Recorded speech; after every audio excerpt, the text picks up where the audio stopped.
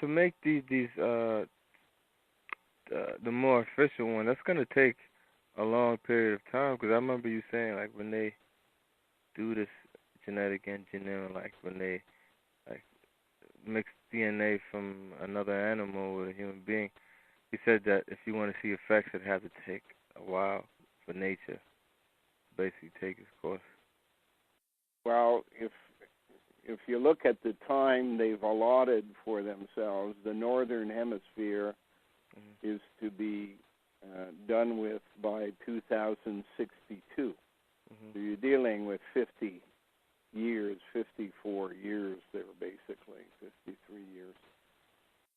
But then there's the 1,000 years of the southern hemisphere. So the final product doesn't come until the southern hemisphere has been done. So they've got plenty of time to do their additional changes that they want, and especially the last part, which is the gills. Yeah. That right there, I think would take a while because. Well, you have to change the ear, basically. That was in that movie, Waterworld. Yeah, Waterworld. Or you think it would be in the ear? Yeah, you have to change either the ear or add a second hole below the ear for that process, which is basically designed to take oxygen out of water. Now, we have people in the world today who have mastered holding their breath, and they're up to 10 minutes. I can't hold my breath for 30 seconds. They can hold it for 10 minutes. So that means the process of extracting oxygen from water has to be still in us as a recessive gene.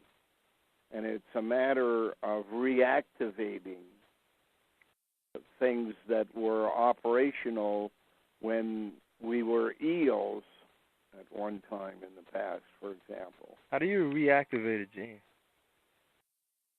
It's usually through use. So if a person is practicing holding their breath and increasing, that would probably lead to a reactivation of a gene. And then in genetics, you can go find that gene.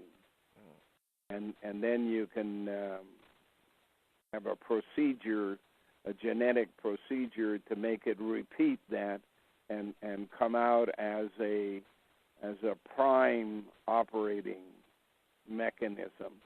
Much in the same way as they went around in Australia when they were using Australia as a prison camp.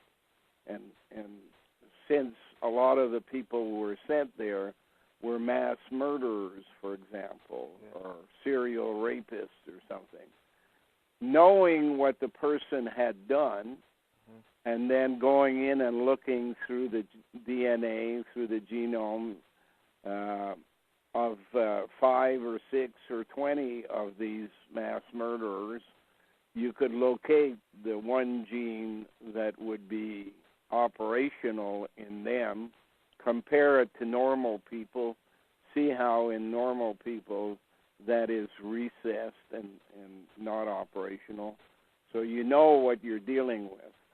You may begin at the sound of the cannon.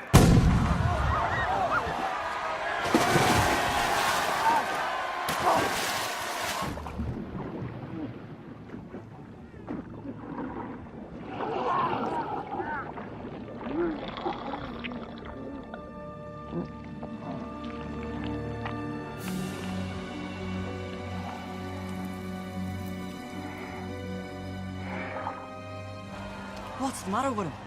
I don't know, I can't see him. Oh my God!